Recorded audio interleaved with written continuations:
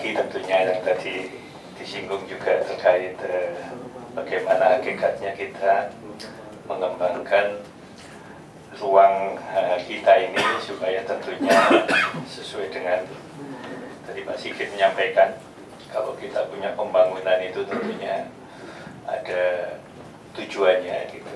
Kita ingin ruang kita ini aman dan nyaman ditinggali, produktif, tapi juga efisien tentunya, dan juga berkelanjutan. Ibu sekalian, pertama kami ingin menyampaikan mengenai tantangan yang kita hadapi ya. Saya rasa urbanisasi memang betul-betul tantangan yang kita hadapi. Penduduk di perkotaan kita ini sudah lebih dari 50%, tapi yang absolut sebetulnya jumlah penduduk perkotaan kita ini selama 4 dekade terakhir ini sudah menjadi 6 kali lipat gitu. Tadi Pak Jasuri sudah menyampaikan, mungkin hasilnya ya kalau infrastrukturnya nggak mampu menampung ya seperti gelas, kalau kita kasih air ya tumpah lah gitu. Tumpahnya tadi ya macet, banjir dan lain-lain. Ini yang kita evaluasi dari kota-kota kita. Untuk itu, untuk Pak Sigit tentunya ini salah satu tantangan yang harus diatasi supaya tidak memberikan beban kepada masyarakat. Dan kami ilustrasikan Jakarta ya. Jakarta kalau kita menampung aspirasi masyarakat pengennya selalu tinggal di selatan pada waktu itu, mulai dari Pelabuhan Sunda Kelapa, pusatnya masuk ke Gambir, dan seterusnya ke selatannya. Tapi kan kita memahami kalau kita terus ke selatan, tentunya daya dukung, daya tampung selatan ini terbatas.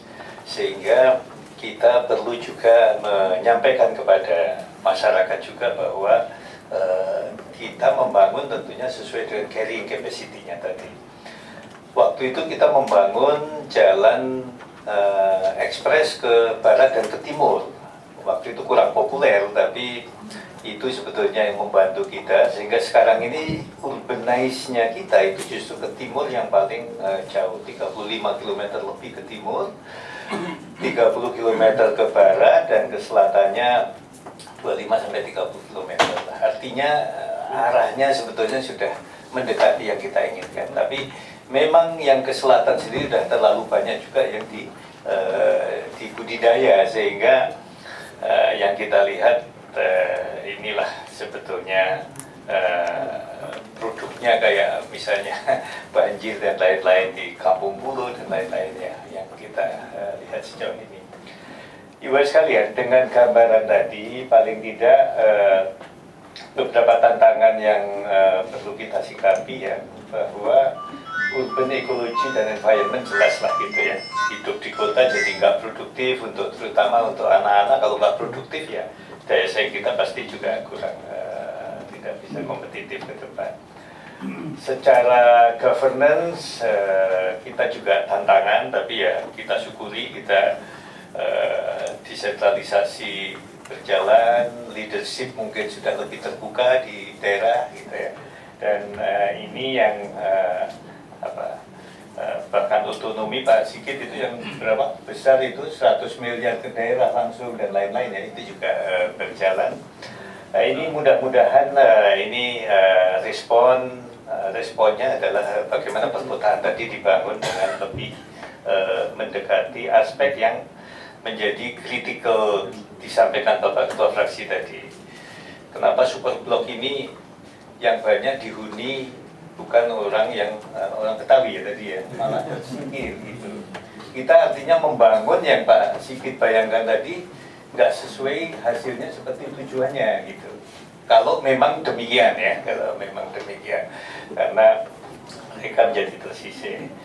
Nah untuk itu kami menyambut baik ke tema ini karena memang sekarang ini perkotaan itu menyumbang 74% dari ekonomi nasional, dan itu akan semakin besar kalau kita melihat di berbagai negara. Itu negara semakin maju yang disampaikan tadi itu umumnya urbanize-nya juga semakin besar, dan untuk itu mungkin isu membandingkan perkotaan perdesaan itu mungkin nggak terlalu sesuai lagi lah gitu. Tapi perdesaan yang bernilai tambah itu yang mungkin kita lihat seperti hinterland yang menghasilkan pangan yang diberi nilai tambah, sebagian di perdesaan, tapi sebagian besar tentunya di kawasan-kawasan industri yang ada, yang umumnya ada di kawasan perkotaan. Nah, salah satu yang menonjol tentunya urban housing. Ini kita punya tantangan yang bukan main. Jakarta ini kalau kita tinggal dulu di pinggir, sekarang perjalanan itu bisa 3 jam atau bahkan lebih.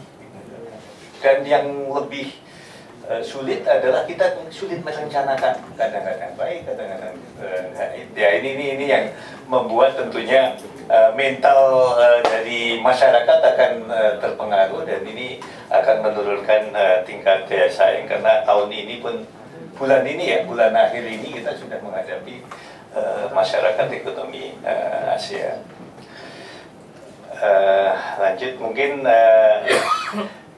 kenapa urbanisasi menjadi isu? Saya rasa ini juga kita punya habitat ya. Habitat itu setiap 20 tahun ada konferensi besar, dan tahun depan ini konferensi untuk membuat satu langkah-langkah ke depan bersama ya, di bawah PBB apa yang kita lakukan 20 tahun ke depan, dan 20 tahun ke depan itu temanya adalah urbanisasi.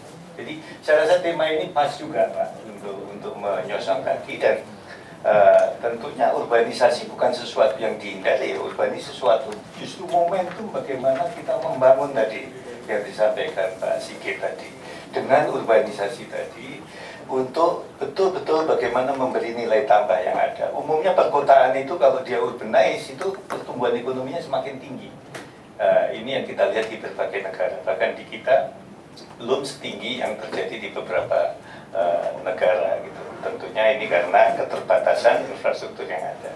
Nah, 6 tema yang ada antara lain demografi dan kohesi sosial, penataan ruang tadi banyak disentuh, ekologi environment, tata kelola perkotaan, ekonomi perkotaan dan perumahan dan permukiman yang tantangannya tadi kami sampaikan.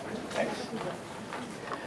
Kita sekali lagi mengacu juga lah nawacita kan, pijakan yang dituangkan juga di dalam RPJM, antara lain bahwa disparitas itu juga menjadi salah satu yang memang kita tuju, membangun dari pinggir. Artinya mungkin kota-kota baru dan pusat-pusat sosial ekonomi di luar Jawa itu juga perlu menjadi pertimbangan untuk didulukan. Meskipun di Jawa sendiri ada juga utara selatan, Sumatera timur barat dan seterusnya. Next, Ibu sekalian, kami ingin menyampaikan pendekatan yang dilakukan Kementerian PUPR ya. Kami mencoba untuk supaya kita nggak ketinggalan dengan daya saing. Kalau kita melihat mulai Jepang membangun Tokyo Osaka sebagai pusat pertumbuhan dan berkembangnya dengan backbone yang berupa jalan raya dan Shinkansen. Kemudian kita melihat Incheon, kita melihat tetangga kita Iskandar, kita melihat Delhi Mumbai gitu. Jadi kita mencoba wilayah-wilayah pertumbuhan mana yang memang seperti Pareto, kalau kita investasi returnnya yang paling tinggi lah gitu. Nah, inilah yang kita upayakan dengan melihat satu wilayah di mana kawasan-kawasan tadi punya interdependensi. Dan di dalam wilayah tadi ada beberapa perkotaan yang sebetulnya perkotaan tadi intinya adalah pusat pertumbuhan, engine of growth-nya di wilayah tadi. Nah, inilah salah satu peran perkotaan tadi yang coba kita identifikasi. Dia harus punya ekspor ke pelabuhan, outletnya di mana, dia proses nilai tambah dari hinterland ke situ harus didukung infrastruktur dan seterusnya. Nah, untuk itu kota juga dalam konteks ini perannya adalah bagaimana komunikasi antar kota tadi seamless flow lah intinya gitu. Next. Nah, untuk itu kita tuangkan di dalam secara nasional ada 35 wilayah pertumbuhan. Wilayah pertumbuhan. Klik like, share, dan jangan lupa subscribe.